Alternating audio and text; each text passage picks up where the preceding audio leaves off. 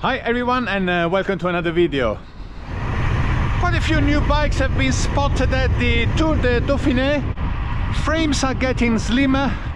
Are we back to lightweight? Where's Aero is everything?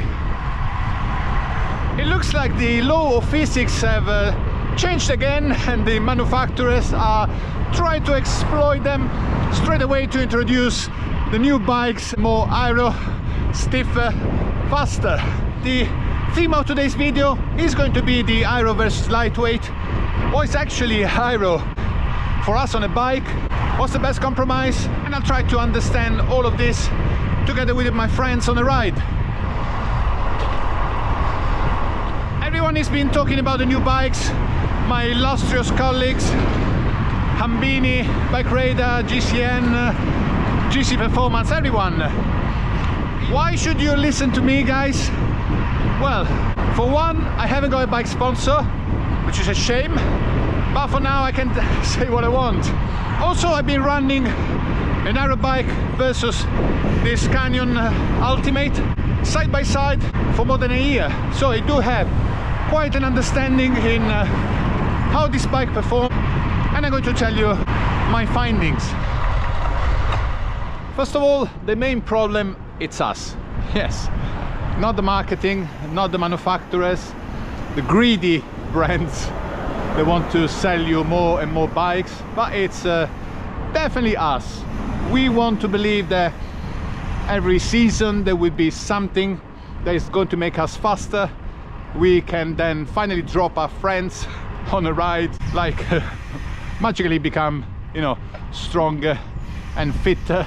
But the reality is that cycling, like most of the fitness industry, is driven by this myth of less fatigue, more results, in a constant chase of the impossible. And in cycling, definitely aero has been in the last few years the magical word.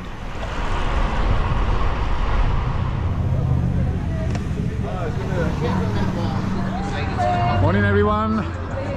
I don't think there needs to be much ride briefing, but there's one coffee stop and about 7 to 8 minutes. First group. That's it. Don't tell us. And we are off. Quite a nice big group. And by the way, this is another It's a Sin ride with Bill, organized with Cram and Ed. I go, yes, fully clad in Bill kit Cram here.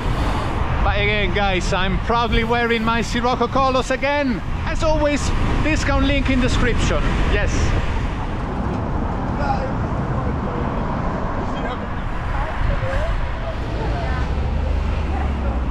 So bike design haven't changed in more than 100 plus years, and the fin tubes were always considered to be the most efficient ones.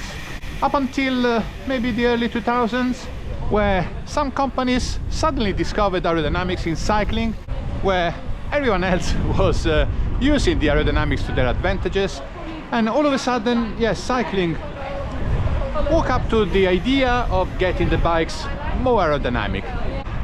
Wide tubing sections came out, looking more and more towards triathlon bikes, in a bid to make us faster everywhere. As you can tell, it's not easy to come out of London. We've been going around Brixton and southeast of London for a while now. Yeah. 6 on time, yeah. So some manufacturers like Cervelo, Specialized, Trek, they all introduced these revolutionary bikes at that time. Bench, Madon, Iris Everything was dominating the headlines, and ended up in very radical designs. Aero versus lightweight. Yeah, what's your answer? Because of course you've been exploring both. On the flats and the straights, best to be aero, keep the speed a bit more. Since I've got this bike, which is a bit more lightweight, I haven't been able to keep the speed on the flats. Makes sense. But on the climbs, it's completely different, so depends what you're doing. Absolutely. Ciao. Yeah. Already kind of expensive. Aero and lightweight. Yeah, what's your choice? A middle ground. I guess you're riding a beautiful SL8. Now Specialized say that this is an aero bike. Yeah. Is it? It's got a few aero touches. I wouldn't call it an aero bike, I'd just call it an all-rounder. Makes sense, Which yeah. is probably what you want for most people. That looks beautiful. Thank you.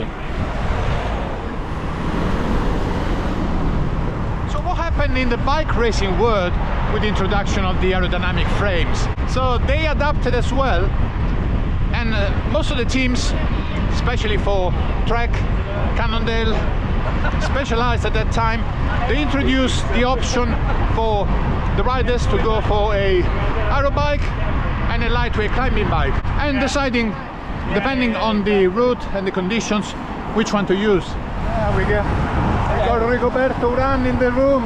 Colombia. Oh, well done. So Charlie, what's for you? Aero lightweight? I'd say lightweight.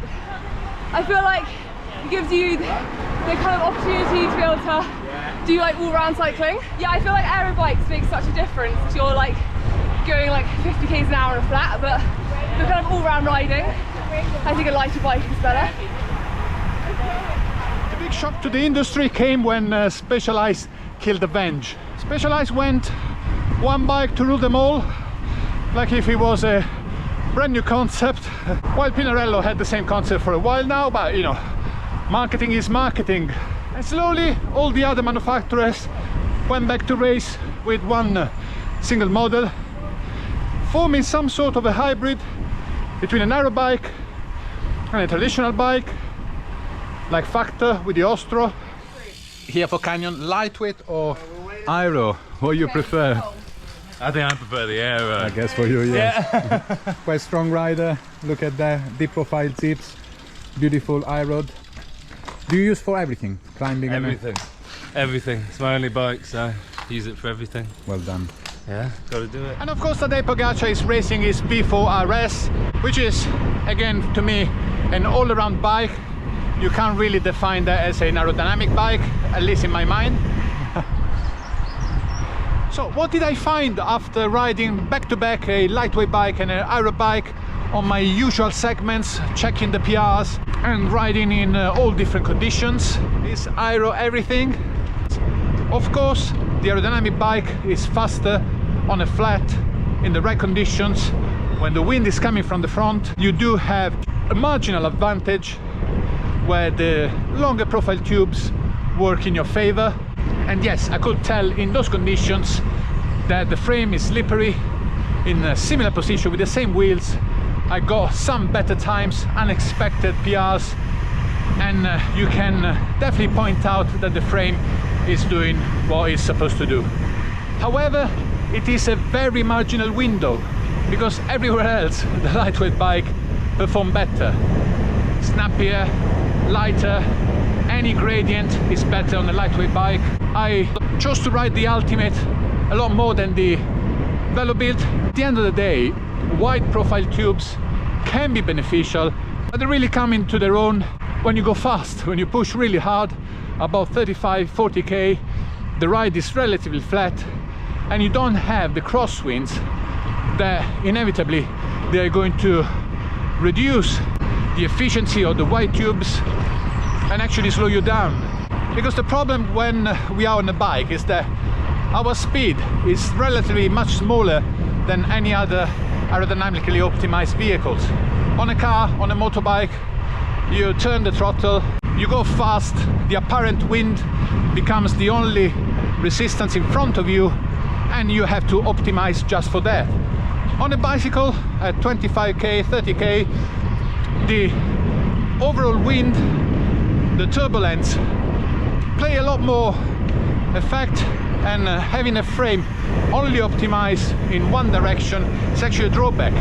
That's why bikes designed for years have been slim, because you have to account for the wind coming from all the directions. Disappearing in the background. Proper camo. Camouflage now. Woo.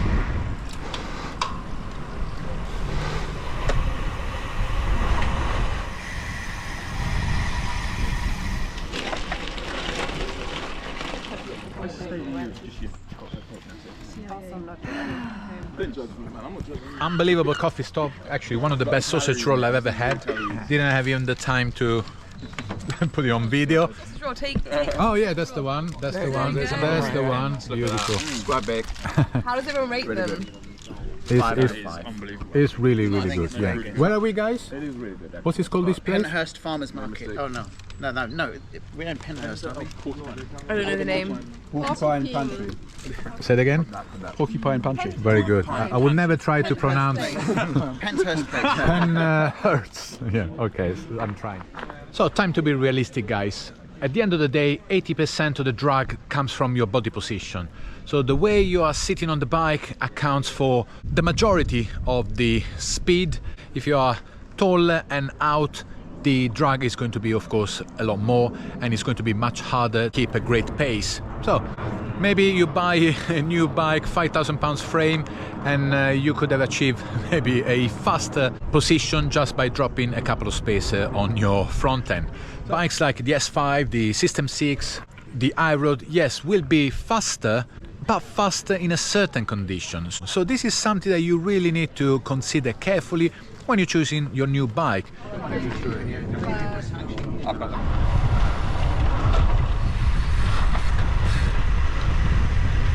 Great coffee stop, and yes, the ever-changing English weather is now gone all cloudy.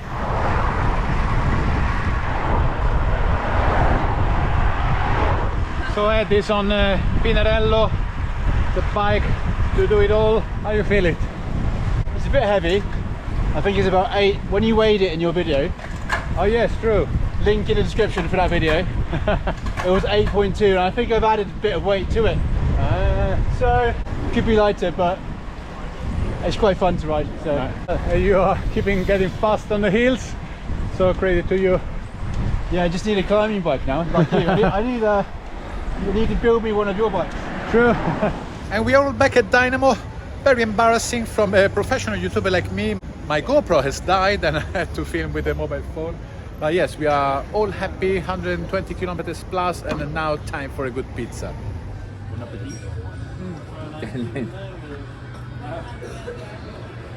Happy girl. Some bad choices and very good choices. Yeah. To me, the argument is definitely in favor of a classic lightweight bike. Much broader range of use, better in a climb. Of course, if you want to go any gradient, the lighter bike will be more beneficial. However, to me, both bikes have their own use. The Velo Build is a fantastic bike for its own characteristics. On a flat, when you ride really hard, it gives you the extra advantage. For its own purpose, it's so exciting, and it looks extremely well as well. It's so much sexier a bike with those kind of tubing than a traditional one, I have to say. No, it was just... Anyway, I created a problem now between the two bikes. Why the pros are coming back to a traditional slim design? And the answer is all down to us. I feel that a lot of riders have bought these kind of bikes on maybe the false premises on some aggressive marketing. They were sold the dream that these bikes were going to be faster anywhere, maybe not focusing on the drawbacks, on the slightly heavy response, and a lot of riders, they are not as strong to push the limits of these aero bikes, are not happy with the purchase. The races, the big tour exist for us to buy the bikes. It's not the other way around. So the racers, they have to ride a bike we want to buy. That's the key that, you know, makes cycling turn around. They go back to a bike that everyone can actually enjoy. Lighter, more responsive, and the racers, you know, they will ride with whatever they have been supplied with. Let me know in the comments, what bike do you prefer? What you find is the best balance between the two? I will love to hear your suggestion and your setup. Guys, as usual, thank you very much for watching. I'll see you to the next video. Ciao!